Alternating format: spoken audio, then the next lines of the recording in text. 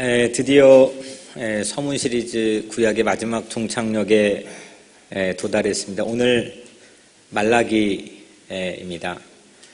말라기란 뜻은 나의 사자, 영어로는 my messenger, 그런 뜻입니다.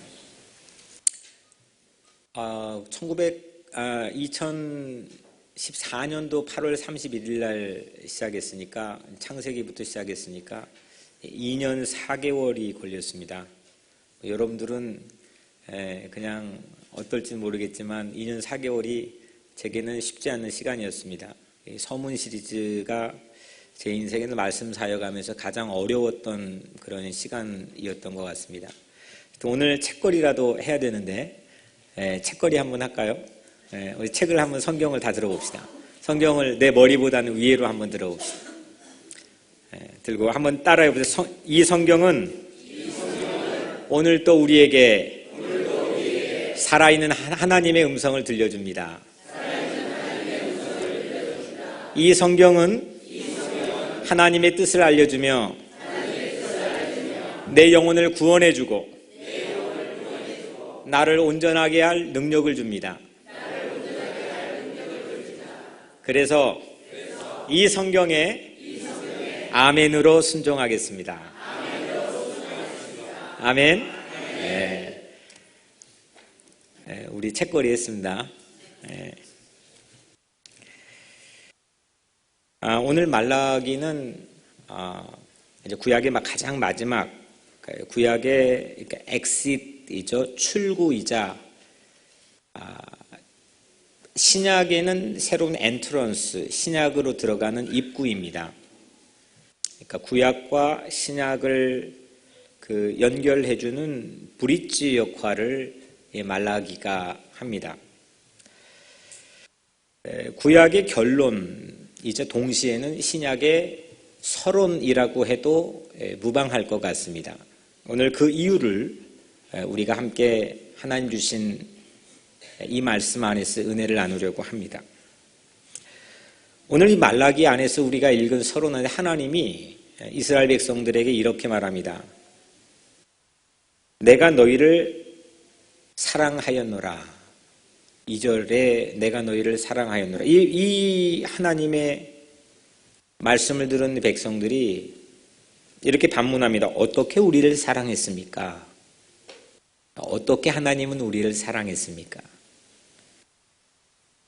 이에 대답을 하나님께서 2절과 3절에 이렇게 대답을 하십니다. 에서는 야곱의 형이 아니냐? 그러나 내가 야곱을 사랑하였고 에서는 미워하였으며 그의 산업을 황폐하게 하였다. 에서는 미워했고 야곱은 사랑했다. 야곱은 잘되고 에서는 황폐했다. 한쪽은 잘되고 한쪽은 황폐했다. 그 이유는 내가 사랑했기 때문이다.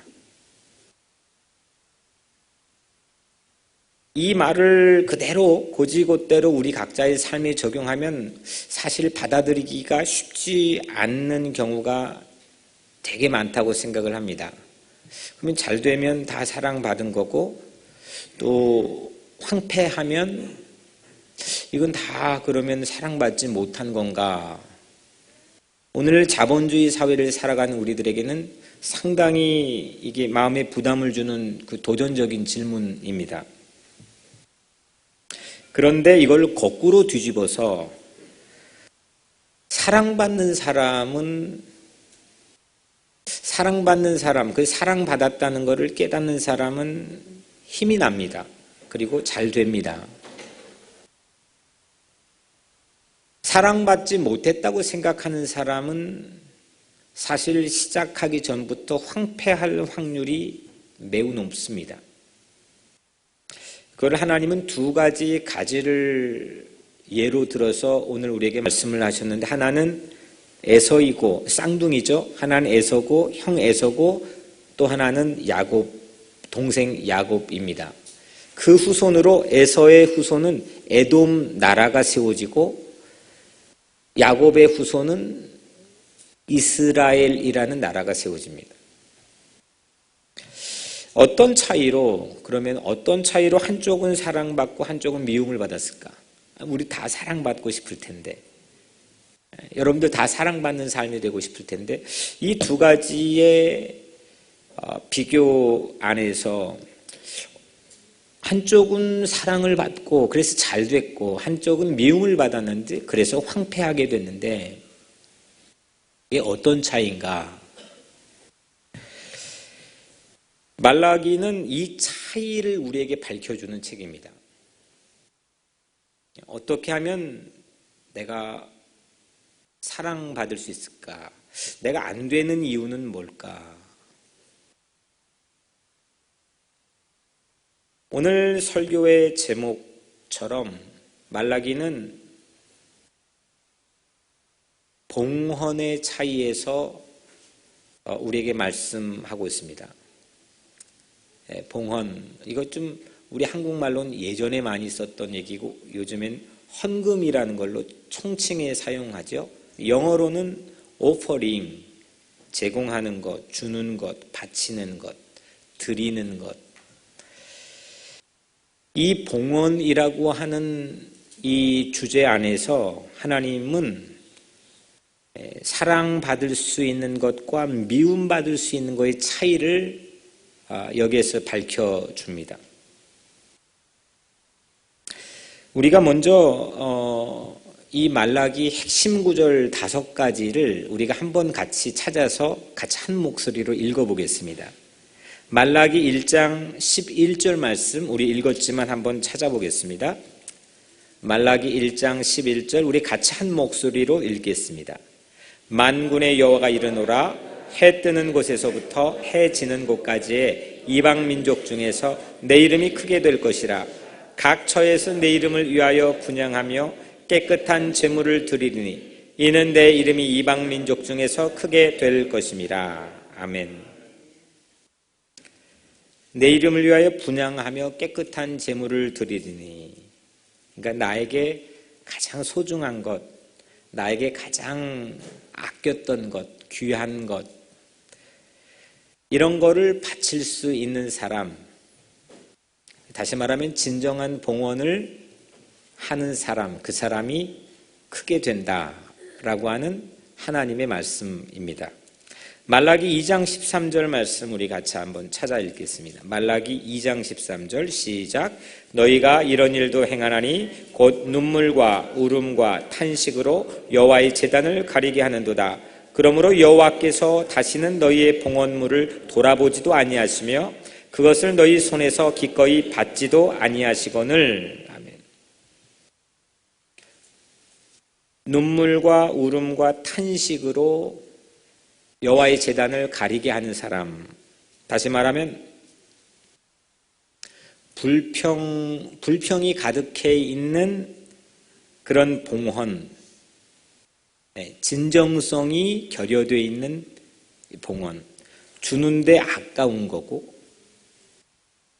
주는 그거 안에 마음이 담겨 있지 않는 것. 다시 말하면 봉헌자 따로 봉헌물 따로, 진정성이 상실된 봉헌, 그 봉헌에 대한 하나님의 고발이 우리가 방금 읽은 말씀 안에 담겨 있습니다. 말라기 3장 3절에서 4절 말씀 우리 같이 한번 읽겠습니다. 말라기 3장 3절에서 4절입니다. 시작. 그가 은을 연단하여 깨끗하게 하는 자같이 앉아서 레위 자손을 깨끗하게 하되 금, 은같이 그들을 연단하리니 그들이 공의로운 제물을 나 여호와께 바칠 것이라. 그때에 유다와 예루살렘의 봉헌물이 옛날과 고대와 같이 나 여호와께 기쁨이 되려니와. 아멘. 레위 자손은 이게 일평생 봉헌을 짭으로 가지고 있는 사람입니다. 야곱의 12아들 중에서 한 아들의 후손인데 하나님께서는 그를 구별시켜 레위 지파라 불렀고 일평생 그들은 이 봉헌에 관련된 일만 하는 사람입니다. 이 사람들이 용광로의 불이나 강력한 세정제처럼 그 봉헌하는 레위인들을 깨끗하게 하고 정련하고 단련시켜서 모든 불순물을 빼가지고 정말 온전한 봉헌자로 하나님이 세워주실 때에 그게 하나님에게 기쁨이 된다. 아주 중요한 말씀을 해주셨습니다. 우리 한 군데 더 보겠습니다. 말라기 3장 8절 말씀 우리 같이 읽겠습니다. 시작. 사람이 어찌 하나님의 것을 도둑질하겠느냐? 그러나 너희는 나의 것을 도둑질하고도 말하기를 우리가 어떻게 주의 것을 도둑질하였나이까 하는도다. 이는 곧 11조와 봉헌물이라. 아멘. 아침부터 이게 도둑질 하니까 좀 심한데 이걸 좀 이 부정적인 말을 긍정적으로 바꿔보면 이 봉헌에는 정직함이 최우선이라는 겁니다. 봉헌하는 그 예물의 종류나 그 양이나 사이즈를 하나님께서 관심을 갖고 말씀하신 적은 없습니다. 하나님의 줄기차게 이 가인 아벨의 창세기 처음부터 나오는 봉헌 얘기가 말라기 이 마지막에 나오는 이 봉헌 얘기까지 하나님은 계속 이 봉헌의 라인을 잡아주시는데 하나님의 한결같은 관심은 뭐냐? 봉헌자와 봉헌물이 따로국밥이냐 아니면 하나이냐? 마음 따로 물건 따로이냐? 형식적 절차가 아무리 근사할지라도 아무리 괜찮은 월십의 형태를 가지고 하나님께 예배를 드렸다 할지라도 가장 중요한 건 하나님께서는 봉헌물과 봉헌자가 하나냐? 이것만 물었습니다. 이거는 끊임없이 예수님 때에도 물었습니다. 그래서 봉헌에는 정직함이 최우선이다. 하나님의 것을 훔쳤다라고 하는 것 들었던 자들이 얼마나 낙심했겠습니까? 황당하죠. 내가 언제 하나님의 것을 훔쳤습니까? 그랬더니 하나님의 단도직입적인 대답, 하나님은 11조와 봉헌물을 가지고 대답했습니다. 우리 마지막 한 절 우리 더 찾아보겠습니다. 10절, 3장 10절 우리 같이 읽겠습니다. 시작. 만군의 여호와가 이르노라 너희 온전한 11조를 창고에 들여 나의 집에 양식이 있게 하고 그것으로 나를 시험하여 내가 하늘 문을 열고 너에게 복을 쌓을 곳이 없도록 붙지 않아 보라. 아멘. 그래서 온전하게 만들어진 11조는 봉헌자와 봉헌물이 하나라는 거의 최고의 심벌입니다. 내 소득의 10분의 1을 떼어서 하나님께 드리는 이 11조는 오래전 이 하나님의 신앙의 전통 안에서 줄기차게는 만들어졌던 하나님의 관심은 내가 내 인생의 모든 것 그리고 그 안에 담겨있는 그 안에 따로 떼어서 10의 1조를 드리는 이 예물을 통해서 나는 하나님 앞에서 이 예물과 나는 하나입니다. 이걸 고백하는 겁니다. 이 온전한 11조를 가지고 하나님을 시험해보라 라고 하나님이 도전을 하셨죠. 하나님은 사람을 시험한 적은 많이 있습니다. 그런데 하나님 자신이 그러면 나를 한번 시험해봐라 라고 하는 것은 11조 이외에는 없습니다. 온전한 11조를 가지고 하나님을 시험해봐라. 과연 하늘을 열어주시는지 아닌지, 감히 꿈을 꾸지 못할 복들을 부어주시는지 아닌지. 오늘 여러분들의 삶에도 이런 봉헌자와 봉헌물이 하나가 되어서 하나님께 기쁨이 되는 그런 인생이 되기를 주의 이름으로 축복합니다. 말라기는 그래서 한마디로 봉헌 스토리입니다. 봉헌 얘기입니다. 우리가 쭉 5군데 핵심 구절들을 함께 읽어봤는데 전부 좀 감이 약간은 생겼죠? 봉헌 얘기입니다. 구약 성경의 대단원의 막을 내리는 이 말라기에서 지난주에 우리 함께 봤던 스가랴보다 이건 80년이 지난 얘기입니다. 성전도 다 지었습니다. 왜 하나님께서 봉헌 얘기를 주요 띠으로 이 말라기 안에 담아 놓으셨을까? 가인과 아벨 봉헌부터 시작했던 이 라인은 오늘 말라기에서 정점을 찍습니다. 여러분들 마음을 한번 가만히 누가 마음을 나도 내 마음을 모르는데 누가 사실 내 마음 정확히 알 턱이 있겠습니까? 시간과 여유, 사색의 갈무리를 해야 사실 내 마음에 성찰을 할 수 있는 건데 한번 이 시간 말씀을 들으면서 우리 각자의 마음을 한번 들여다보고 진단해 볼 수 있는 시간을 우리 같이 가졌으면 좋겠습니다. 뭐라도 주고 싶고 그냥 뭐라도 주고 싶은 거 그리고 뭐라도 다 꺼내어서 드리고 싶은 마음을 가진 적이 여러분들의 인생에 혹 있습니까?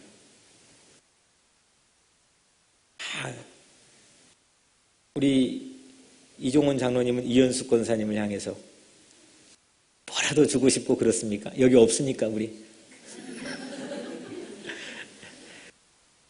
오래전 기억으로 남아있는 분도 있을 거고 현재 지금 막 그런 사람, 그런 대상이 있는 분들도 있을 거고 이게 내가 뭐라도 꺼내어서 아깝지 않은 마음으로 주고 싶다. 그건 저절로 주어진다. 이거는 내가 사랑을 증명할 수 있는 가장 확실한 방법이라고 생각합니다. 진짜 사랑하냐 안 하냐. 사실 이거보다 더 정확한 진단은 쉽지 않을, 말은 누구나 할 수 있죠. I love you. 요즘 이렇게 해야 돼 또 막. 예? 사랑 다 고백하고 말할 수 있죠. 근데 그 사랑이 진짜 정말이냐? 정말 액티브하냐? 워킹하냐? 이거를 명백하게 증명할 수 있는 가장 확실한 방법이 내가 뭐라도 주고 싶었던가? 내가 뭐라도 드리고 싶었던가? 아깝지 않았던가? 근데 거기에서 그 자리에서 행복이 싹이 틉니다. 진짜 행복은 거기에서 만들어집니다. 그 이후에는 사실 행복을 위해서 준비하는 워밍업 하는 시간들이고 그게 인생의 정점입니다. 하나님과 관계건 사람과의 관계건 내가 탤런트를 가지고 오늘 특성을 했지만 음악을 하건 미술을 하건 학문을 하건 티칭을 하건 뭘 하건 그게 가장 최고의 봉이고 정점입니다. 다른 시간들은 사실 그 진짜 행복을 갖기 위해서 워밍업 하는 시간들입니다. 그래서 기독교의 진리는 받으려고 하는 마음을 주고 싶은 마음으로 바꾸는 데 있다고 저는 생각합니다. 사람 다 받으면 좋거든요. 예, 받고 싶죠. 근데 기독교의 고등 종교로서의 성숙함 안에 있는 진리는 그 받으려고 하는 사람들을 주고 싶어 하는 마음을 가진 사람으로 바꾸는데 기독교의 능력이 있는 겁니다. 아멘.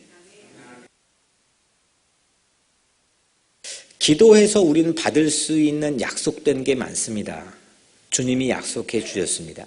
근데 기도해서 받는 것 좋죠. 하지만 기도해서 받는 것보다 기도해서 주고 싶어하는 마음을 향해서 가는 게 성숙한 기독교인입니다. 하나님께 분깃만 받으려고 하는 수준에서 하나님께 드리고 싶어하는 차원으로 성숙해지는 것이 올바른 신앙인의 길입니다. 여러분들 받고 싶어하는 마음을 가만히 저도 한번 말씀을 준비하면서 스스로 생각해 봤습니다. 내 마음을 들여다봤습니다. 받고 싶어하는 순간일 때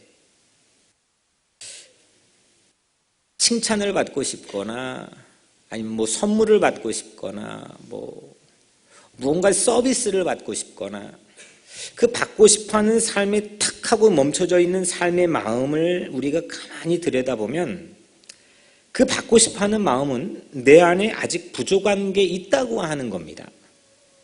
내 니드가 있다는 겁니다.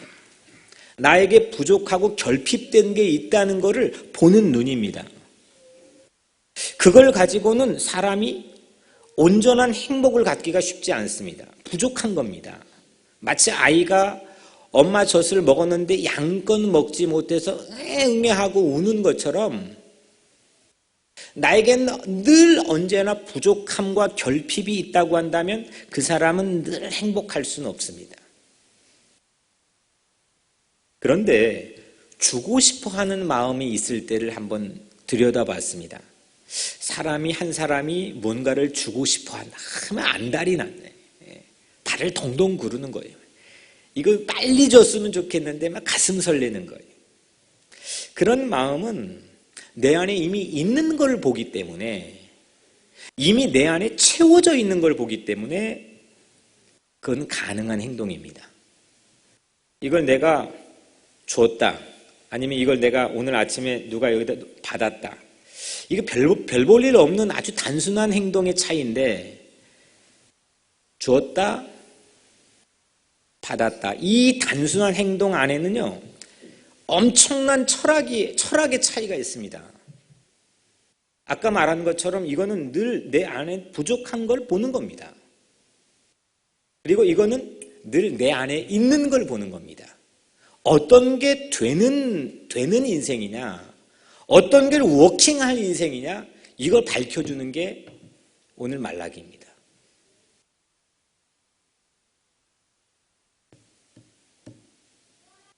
오늘 말라기 예언자는 주전 430년에 활동했던 예언자로서 당시 알렉산더 대왕이 세상을 확 하고 휩쓸 때입니다. 바벨론 포로로 70년 나가보니까 야, 우리가 우물안 개구리였다. 이거 진짜 세상 진짜 넓었구나. 처음 이스라엘 백성들이 알았거든요. 돌아와서 처음 주창한 게 세계화였습니다. 세계화하면서 언어를 섞었고 이방 여자들과 결혼을 했습니다. 세계화해야 된다. 근데 알렉산더 대왕이 세상을 휩쓸고 막 그러니까 이거는 오히려 나가보니까 이거 아무것도 아니었습니다. 그러면서 자기 어떤 자존감 자체는 땅이 떨어졌습니다. 마찬가지로 우리가 맨하탄 같은 데 가보면은 막 휘황찬란하지 않습니까? 뭔가 아주 운집된 큰 무리들 안에서 내가 초라해질 때가 있지 않습니까? 그때 우리 각자의 삶의 새로운 정체성을, 새로운 삶의 미래를 어떻게 열어줄 거냐? 하나님이 주신 메시지가 봉헌이었습니다. 네 안에 정말 줄 수 있는 마음이 있느냐? 아니면 여전히 먹고 받아먹는 데 집착하고 있느냐? 어떤 차이냐? 에설 라인이냐? 야곱의 라인이냐? 에돔의 라인이냐? 이스라엘의 라인이냐? 늘 사람과의 관계는 하나님과의 관계에서도 프라핏 따지고 베네핏 따지고 이득, 이윤을 따지는 관계, 피곤한 겁니다. 안 되는 라인입니다.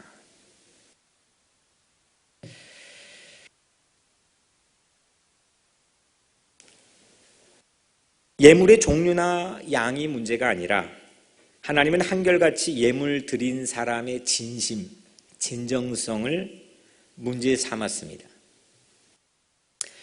예물 드린 자의 형식적 절차의 근사함이 아니라 쭉 매끄럽게 진행되는 예배 순서나 근사한 예배 인프라와 시스템을 가지고 운영되는 그런 예배의 형식적 절차, 아주 근사한 모습이 아니라 정말 은혜 받았다, 내가 하나님에게 받았다, 은혜를 받았다, 구원 받았다, 하나님이 나에게 주신 게 내 안에 있다, 이걸 깨닫는 자가 봉헌을 드렸느냐, 이거 하나님께서는 이걸 계속해서 문제를 삼습니다. 진짜 그 봉헌 안에는 봉헌자의 삶이 들어가 있느냐, 그 마음이 깨달았다는 마음이 진짜 있느냐.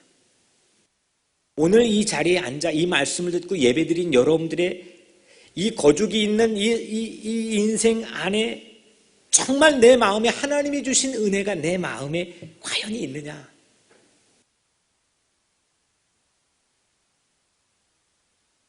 말라기 3장 17절 말씀에 사람이 자기를 섬기는 아들을 아낌같이 내가 그들을 아끼리니, 하나님을 위해 아깝게 여기지 않는 사람, 아무것도 하나님 위해서는 아깝지 않은 거예요. 받은 게 크거든요. 받은 게 크다는 걸 깨닫지 못하는 사람은 부모에게 뭐든지 아까운 거죠. 부모에게 조금 용돈 드리는 것도 아깝고, 부모 뭐 해주는 것도 아깝고, 에이 그냥 이렇게 넘어가지. 근데 부모가 나를 이 땅에 존재하게 한 것만으로도 나의 삶에 그냥 눈물이 흐르는 감동이 되는 사람은 뭘 줘도 그냥 아깝지 않는 거죠. 하나님 그 논리로 우리가 하나님을 위해 무엇도 아깝지 않으면 내가 너를 아무것도 아깝지 않을 만큼 너를 아껴주겠다. 이게 하나님과 우리 사이에 하나님이 우리를 향해 갖고 있는 마음입니다. 왜 말라기가 신약을 열어주는 입구가 될까? 이게 뭐 그냥 다른 책인데 상당히 도발적인 질문인데 이게 정말 진짜 그런가? 이 말라기가 구약의 끝책인데 진짜 신약을 오픈해주는 그런 입구 역할을 해줄까? 왜 그럴까? 봉헌 때문이라고 말씀드렸습니다. 이유는 아주 중요한 겁니다. 구약은 사람들이 봉헌하는 스토리입니다. 사람들이 하나님께 봉헌하는 스토리입니다.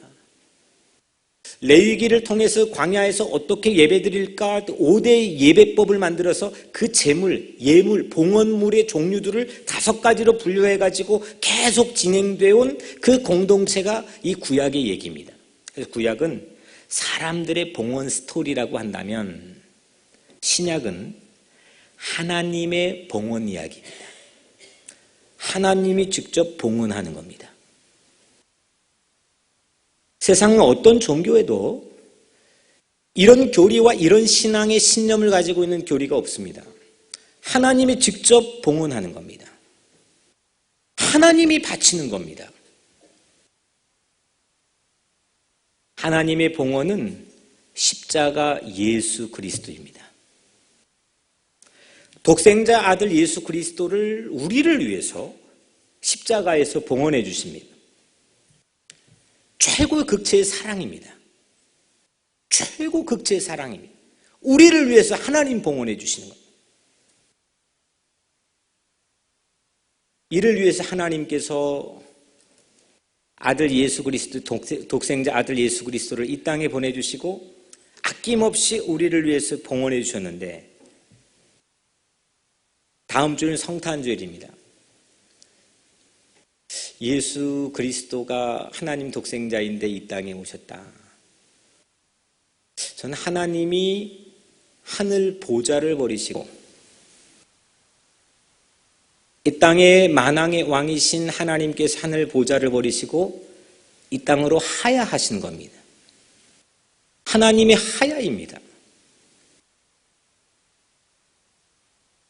우리의 생명을 구원하고 살리기 위해서 하나님이 직접 이 땅에 오셔서 십자가에 자기 몸을 봉헌물로 드리신 겁니다. 최고 극치의 사랑입니다. 뭐라도 주고 싶은 마음, 그게 하나님 아버지의 마음입니다. 어린 양 예수의 십자가의 피 흘리심을 통해서 우리 각자의 모든 죄를 속죄해 주셨습니다. 그래서 말라기의 봉헌은 신약을 여는 입구가 됩니다. 말라기 안에서 가장 이게 말라기 1장부터 4장까지 전체 합하면 55절이던데 가장 우리에게 익숙한 말씀 말라기 4장 2절에 내 이름을 경외하는 너에게는 공의로운 해가 떠올라서 치료하는 광선을 비추리니 너희는 나가 외양간에 나온 송아지같이 뛰리라. 아멘. 네. 의로운 해이신 예수 그리스도의 공의로운 해가 떠올라서 우리 각자에는 모든 망가지고 부서지고 파괴되고 탐욕스럽고 표독스러운 우리 영혼을 비춰주시면 누구일지라도 그 예수 그리스도의 치유의 광선을 통해서 구원받게 될 줄로 믿습니다. 거짓 봉헌으로 그동안 망가진 인생일지라도 그동안 우리 그러지 않았습니까? 봉헌자 따로, 봉헌물 따로. 주고 싶은 마음보다 탐욕으로 가득했던 그런 마음의 삶이었을지라도 그 모든 이들에게 의로우신 해이신 예수 그리스도가 떠오르는 겁니다. 그리고 의로운 해인 예수로부터 치유의 광선을 받게 됩니다. 공교롭게도 우리 교회 리모델링한 이 십자가의 테마는 빛의 십자가입니다. 전통적인 나무 십자가가 아니라 북아일랜드 평화수도원에서 영감을 얻어 오목하게 들어간 부분에 빛을 채워 빛을 비추는 빛의 십자가입니다. 여기에서 치유의 광선이 나오게 해달라고 저는 기도합니다. 십자가 치유의 광선, 하나님 봉헌의 광선, 하나님이 우리를 위해서 봉헌하신 그 십자가의 광선, 그 광선을 받은 자들은 모두 구원받게 될 줄로 믿습니다. 그래서 말라기의 봉헌은 신약을 엽니다.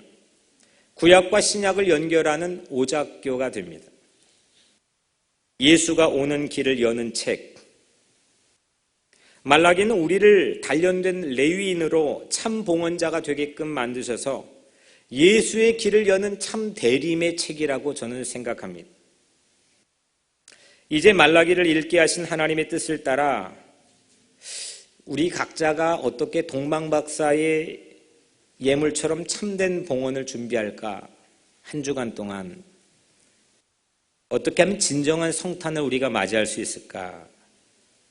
어제 전파사장 워크숍을 하면서 우리 전파사장들과 이야기하며 제가 오히려 배운 내용이기도 하지만 다음 주일이 성탄 주일인데 뉴욕에 우리 교회가 큰 교회도 아니지만 대형 교회도 아니지만 한 4명 또 5명 이렇게 적은 인원이 모여서 예배를 드려야 되는 그런 교회들. 저희 어머님도 한국 군산에서 그런 작은 교회를 전도사님으로 섬기고 계시지만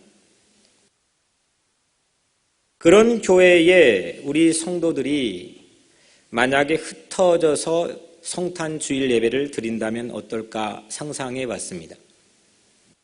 각자의 성탄 헌금을 손에 들고 어려운 교회를 방문해서 성탄 봉헌하며 예배를 드린다면 어떨까? 물론 우리 교회는 좀 썰렁할지도 모르겠습니다. 그리고 저는 갈 수가 없습니다. 다음 주일에 9분의 세례자가 있고 또 IT 선교 파송도 해야 됩니다. 그런데 우리 교회에서 칸타타도 하고 많은 성도들이 모여 예배드리는 것, 그것과 만약에 우리 교회 성도들이 흩어져서 우리를 필요로 하는, 우리를 정말 필요로 하는 작은 교회 가서 함께 예배드리는 것, 그 둘 중에 하나님 입장에서, 우리 입장에서 말고 우리가 여러 가지 그날 해야 될 것, 이건 꼭 하고 넘어가야 될 것, 이 재정은 어떻게 할 것, 이거 말고 하나님 입장에서 볼 때는 무엇을 하나님이 더 좋아하고 기뻐하실까? 네, 저는 다음 주일 IT 그런 선교팀 또 세례도 베풀어야 하니까 저도 못 가니까 특별한 방침으로 권면을 할 수는 없겠지만 하나님께서 말씀을 준비하면서 저에게 근사한 상상을 하게끔 한 이 상상은 여러분들에게 메시지로 전하는 겁니다. 어떻게 하면 하나님 기뻐하시는 곳, 하나님의 시선이 머물러 있는 그곳에 우리가 갈 수 있을까?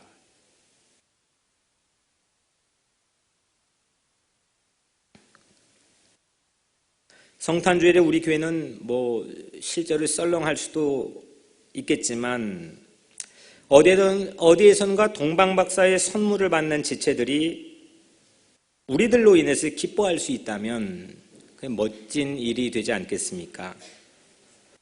저는 말씀을 준비하며 하나님이 미소 지을 상상만으로도 행복했습니다. 올해 비전은 하나님의 시선이 머문 곳을 향해 서진하자입니다. 모두들 인구 이동에 따라서 발맞춰 슬기롭게 저 동쪽으로 동진하고 동진하는 때에 하나님께서는 우리를 향해서 서진하라고 말씀했습니다. 솔직히 용기가 필요한 일입니다. 하나님 때문에 할 수 있는 사랑의 용기입니다. 이것이 봉헌의 참된 정신이라 생각합니다. 이 용기로 실제 2000년 전 동방 박사들은 저 멀리 유프라테스 티그리스 강에서 수 없는 거리에도 불구하고 자기 연구실을 박차고 산 넘고 물 건너 서진할 수 있었습니다. 서쪽을 향해 베들레헴 마국강까지 별 하나에 의지해서 갈 수 있었습니다. 이것만은 양보할 수 없어. 이것만은 안 돼. 이건 내 최후의 보루야 라고 생각했던 것, 그것들조차 버리고 이 동방 박사들처럼 베들레헴 마국간에 오실 예수 그리스도를 향해 내가 서진할 수 있는 사랑의 용기, 참 봉헌자의 진실한 신앙 고백이 있다면 우리 각자의 삶이 매우 근사하겠다. 우리 교회가 매우 근사할 수 있겠다 생각해 보았습니다. 참된 성탄의 기쁨이 내 기쁨이 되는 날, 또 하나님의 기쁨이 되는 날, 그러기 위해 나를 봉헌물로 하나님께 드릴 수 있게 되기를 주님의 이름으로 축복합니다. 하나님께서 자신을 우리를 위해 십자가에 드렸던 것처럼 우리도 자기 십자가를 지고 봉헌물이 되어 드려지게 되기를 주의 이름으로 축복합니다. 동방박사의 예물처럼, 아벨의 예물처럼, 곽을 냅둔 둔입처럼, 옥합을 깨트린 여인처럼, 십자가에 매달린 예수처럼 여러분들이 그렇게 봉헌자로 이 땅에 새로운 문을 여는 그런 인생 사시기를 주의 이름으로 간절히 축복합니다. 기도하겠습니다. 은혜로우신 아버지 하나님, 오늘 우리 각자의 삶에 감히 하나님의 봉헌을 우리가 받게 하심을 감사합니다. 하나님의 봉헌이신 십자가의 그리스도의 피 흘리심을 통하여 우리의 생명을 맞바꾸어 구원하였으니 이 놀라운 은혜 받은 자들 하나님 나누고 싶고 베풀고 싶고 주고 싶은 영역 자체가 확장되게 하시고 그리하여 참된 이 땅의 봉헌자로 우리를 사용하여 주옵소서. 예수 그리스도의 이름으로 간절히 기도드리옵나이다. 아멘.